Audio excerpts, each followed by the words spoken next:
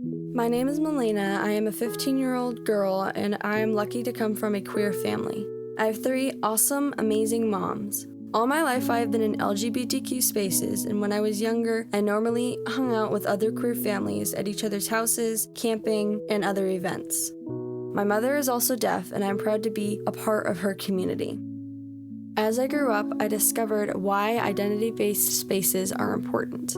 I think queer spaces and events like Pride are important because I feel safe and free to express my feelings and identity. I also feel like I don't have to worry about my safety when I'm around people like me.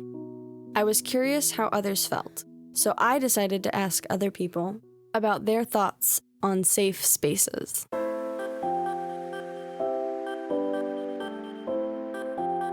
I think it's important because just like any other community that has a culture within it, that without the support of the groups within the community, we wouldn't feel safe. We wouldn't feel like we belonged anywhere. And it's important to feel that you belong. My name is Layla Hale, and I am the co-director for PFLAG Portland Black Chapter. I'm also on the board for the Q Center, and I organize with Black Lives Matter Portland. Today I'm working here at, in other words, Feminist Bookstore Community Center. We have a safer space policy, which is great. It means we're not supposed to judge each other. We're supposed to respect each other's pronouns. I define safe space as somewhere where I know that the people around me will stand in solidarity with me. Having identity-based spaces helps us affirm ourselves and each other. For me, as a Black queer femme in the world, safety is relative. Safety is always shifting. So even in talking about safe spaces, I think that there's some challenges in that. When we're talking about folks with multiple marginalized identities, LGBTQ youth, who are of color, who are Black, who are non-gender conforming, I think safe space is constantly shifting. And we can try to have things be as safe as possible. And so part of my definition, I think, would be that people get to be their full selves, bring their full selves and be their full selves in that space all the time. But that's hard. It's constantly, there's a constant shift in that. It's always needing to be recalibrated. I mean, I kind of like to use the phrase safer space, because I feel like, as exampled by Orlando, even our most sacred spaces are not really safe for us. When I heard about the mass murder in Orlando, I was shocked into silence. I felt devastated, and it started to make me think about how safe spaces were getting more and more scarce as I got older. The whole queer community was hit very hard by this massacre. Pride was just a few days after the shooting. I went to Pride with 2 of my queer friends.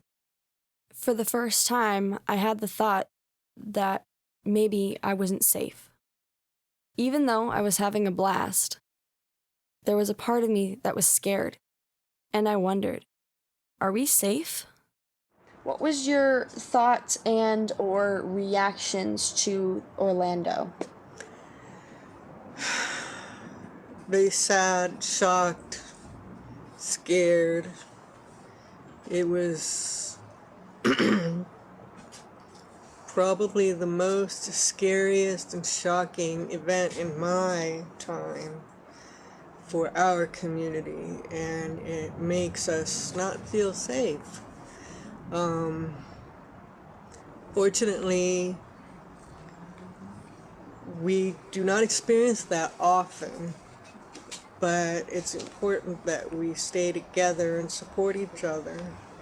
And I think that if we had more people who were more open-minded and accepting of others in general, we probably wouldn't experience those things. I feel sad for the people, their friends, their family. I feel sad for our community for losing so many people. It's very, very heart-wrenching. Safe space is really hard right now. This year's the first year I woke up on Sunday morning of Pride Parade Sunday and I didn't want to go. And it had everything to do with what happened in Orlando. I was about to go out and sit in a group of hundreds of people with my 8-year-old daughter. And every year there are people who come and protest. Every year we ignore them. We offer to hug them. We throw confetti. This year I did not want to deal with that opposition. And that night I actually had to go perform in a gay bar. And for the first time ever, I walked into a gay bar and my shoulders did not relax. I did not walk in and think, okay, I'm home, this is my space, everything's cool here. Instead, I walked in and for the first time ever, I looked at people I didn't know very suspiciously and did not feel safe. You know, there's these portraits right behind me of all these folks who lost their lives looking for community and dance and fun and each other. And so to have your light extinguished as you're out and about living your life is like, how is something like less safe? Like safety is an illusion, really.